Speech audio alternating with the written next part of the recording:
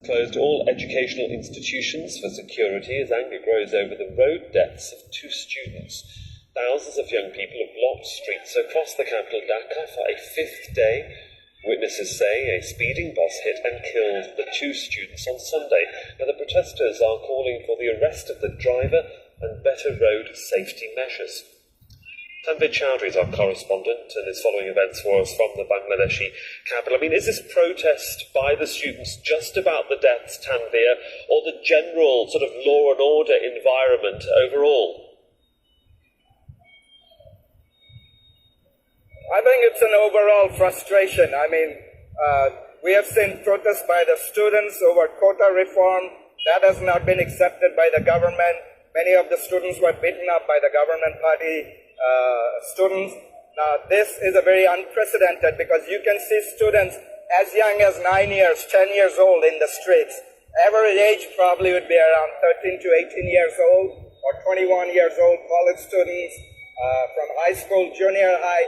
Even their parents are on the field. Some of the areas in Dhaka that formed a human chain, and the guardians are putting support for the students. They want reform in the road safety. Bangladesh has a notorious road safety record. Pedestrian, just last year, 4,000 pedestrians were killed.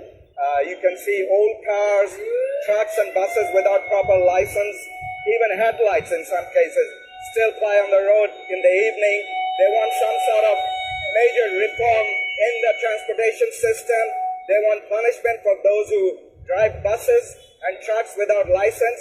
Some cases you can see drivers as young as 12 years, 14 years old, riding public buses without license.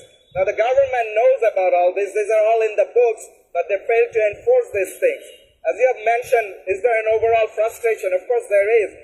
People are unable to protest nowadays. There's a limited space for freedom of expression. The press freedom is also limited.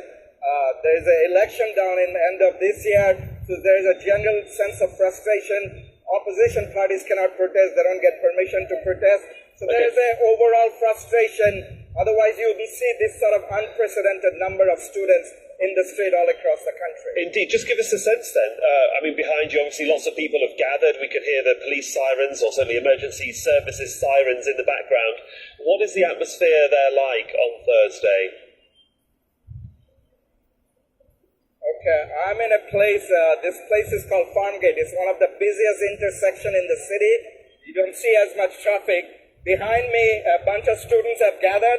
They're chanting slogan, "We want justice," and all other their demands. Now, they've blocked part of the intersection with a double-decker bus.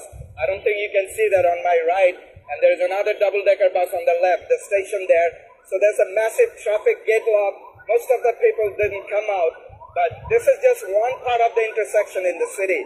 There's several of them all across the city that are blocked like that. And the students are directing traffic. They're allowing emergency vehicles to cross through. They're checking driver's license of public buses and even private cars. That do you have a valid driver's license?